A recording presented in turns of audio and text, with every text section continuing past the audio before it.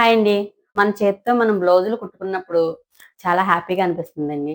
అలాగే ఆ బ్లౌజులు కుట్టినప్పుడు మనం షేప్ బెల్ట్ దగ్గర జాయింట్ అయితే చేస్తాం గదా! ఆ జాయింట్ చేసినప్పుడు ఆహ్, మనకి కొద్ది రోజులకైతే ఇలా పీసుల కింద వచ్చేస్తాయి గదండీ! చూడండి ఇలాగా ఈ పీసులనేది రాకోకుండా ఇంకా షోల్డర్ దగ్గర గూడా చూడండి ఇలాగ కొంచెం కనిపిస్తుంది. ఇలా కొంచెం కుట్లొదిలేసినట్టు ఇలా కొద్ది రోజులకైతే జరుగుతా ఉంటాయి.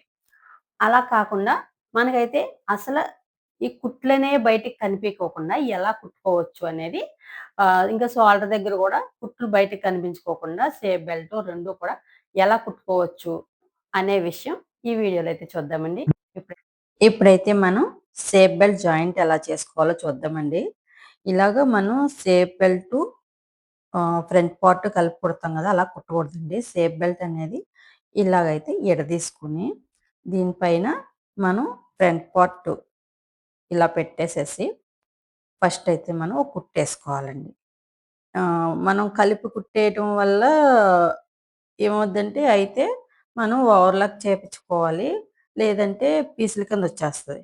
అలా మనం ఓవర్‌లాక్‌కి ఇవ్వకోకుండా కూడా మనం ఎలా కుట్టుకోవచ్చనేది ఈ వీడియోలో అయితే మనం చూద్దామండి.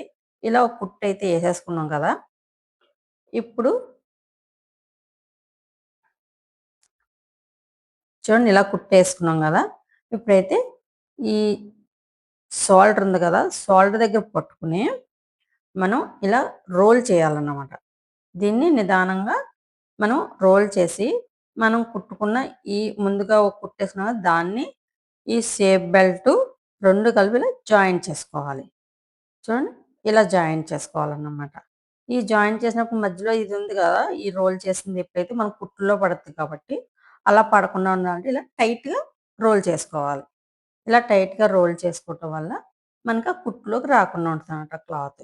ఇప్పుడైతే ఒక కుట్టయితే ఏసేసుకుందామండి. ఈ 2 కలిపేసి మనం కుట్టేసుకుందాం. ఇలా కుట్టుకున్న టైంలో మనకి అది బయటకొచ్చేస్తది గదా! అలా రాకుండా మనం ఏలు పెట్టి దాన్ని అలా సరి చేసుకుంటా మనం నిదానంగా కుట్టయితే ఏసుకోవాలండి.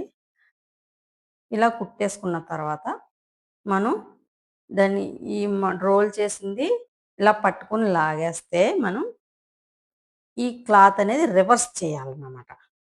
చూడండి ఇలాగా ఈ 2 వేళ్ళతో ఇలా పట్టుకొని లాగేస్తే మనకి రివర్స్ చేసేసుకోవాలి.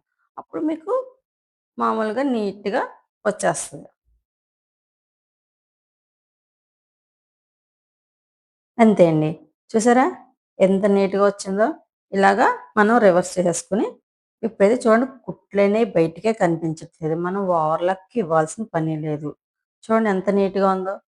ఇప్పుడైతే పైన అలాగా ఒక కుట్టయితే ఏసేసుకోవాలి. ఇప్పుడు పై కుట్టు కూడా ఏసేసుకుందాం.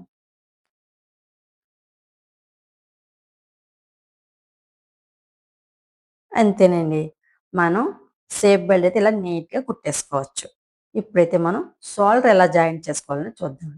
ఇది షోల్డర్ బ్యాక్ పార్ట్ అనే jacket back part, front part shoulder దగ్గర ఇలా కలిపి మనం కుట్టయితే ఏస్తాం గదా! అలా ఏయకోకుండా మనం ఏం చేస్తామంటే లైనింగ్ ముక్క, మెయిన్ జాకెట్ ముక్క 2 ఇలాగ విడదీసేసి మనం ఈ చేతి పని చేసుకోవడానికి బెల్ట్ అయితే ఎప్పుడైతే కుడతామో దాన్ని ఈ లైనింగ్‌కేసి ఫోల్డ్ చేయాలన్నమాట.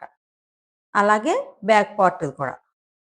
అది కూడా ఇలా విడదీసేసి లైనింగ్‌కేసి ఈ చేతి పని చేసే బెల్ట్ ఫోల్డ్ చేసుకోవాలి.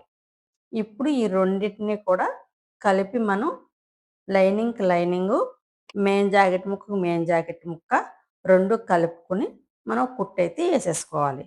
చూడండి. ఇవి ఇలా కుట్టేసేసుకుందాం అన్నమాట. చూడండి. కుట్లేమో లోపలికెళ్ళిపోయినియి.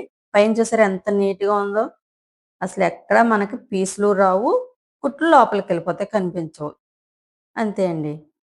షోల్డర్ గాని, షేప్ బెల్ట్ గాని ఇలా నీట్‌గా కుట్లేసేసుకోవచ్చు. చూడండి షేప్ బెల్ట్ కూడా చాలా నీట్‌గా ఉంది కదా! కొద్ది రోజులు కాదు ఎన్ని రోజులైనా సరే ఇలాగే ఉంటదన్నమాట. నచ్చిందా అండి? మా వీడియో గనుక మీకు నచ్చినట్లయితే లైక్ చేసి, షేర్ చేసి, సబ్స్క్రైబ్ చేసుకోండి. మళ్ళీ నెక్స్ట్ వీడియోలో కలుసుకుందాం. అంతవరకు సెలవు. బాయ్.